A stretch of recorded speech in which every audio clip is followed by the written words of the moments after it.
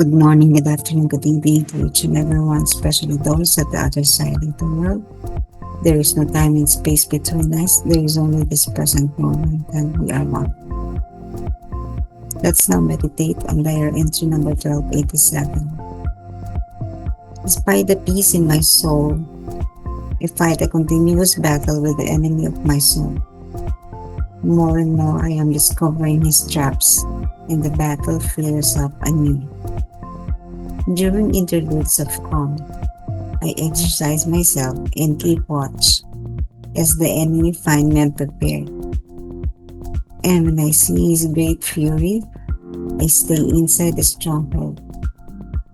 That is the most sacred heart of Jesus. Sa kabila ng kapayapaan sa aking kaluluwa, patuloy akong nakikipaglaban sa kaaway ng aking kaluluwa. Parami ng parami at tutuosan ko ang kanyang mga bita at sisiklab ng panibagong labanan. Sa pagitan ng mga parmadong kapayapaan, naghahanda ako at nagbabantay dahil baka masumpungan ako ng kaaway na hindi handa. At kapag nakita ko ang kanyang malaking poot, ako'y nananatili sa loob ng kuta. Iyon ay ang pinakasagradong puso ni Jesus. So, the devil will not stop, will not rest until we really fall. And even if we do not experience his presence, he is always active, doing everything to tempt us. Lalo na sa panahon na tayo masaya at payapa. Para bang wala tayong kaproblema. We are spiritually good. Everything in life is going good.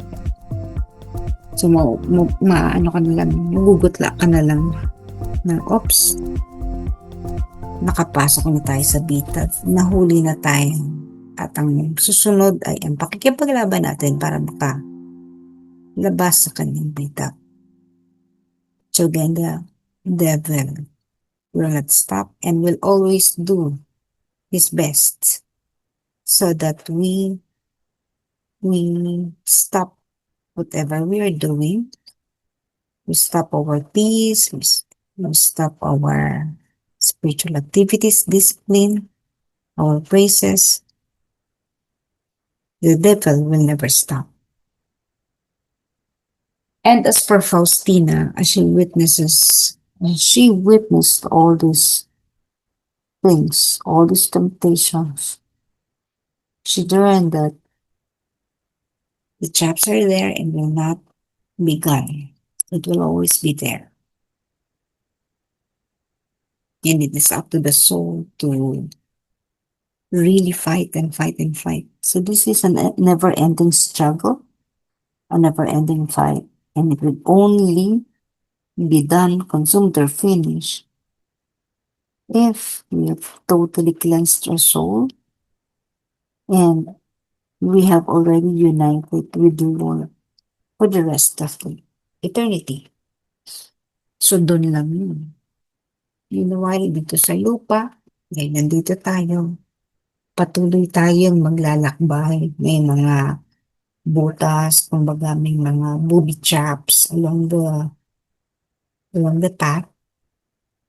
And we really have to struggle to get out whenever we would fall on the traps of the devil. So sa kanya, isa lang lagi niya ginagamit. Galang-galang. She would always hide in the most sacred heart of Jesus. So, doon siya magtatago, hihingi ng lakas. She would go in the chapel during break time in the afternoon, and then would do the service or would observe holy hours in front of the Blessed Sacrament. Lalo na yung ganyan practice ni Faustina. Naharap siya sa Blessed Sacrament and would immerse herself So, sa ganung paraan, tumatatag ang ganyang kaluluwa. This gives her the feeling of being strong. And if she would like to go from store to store,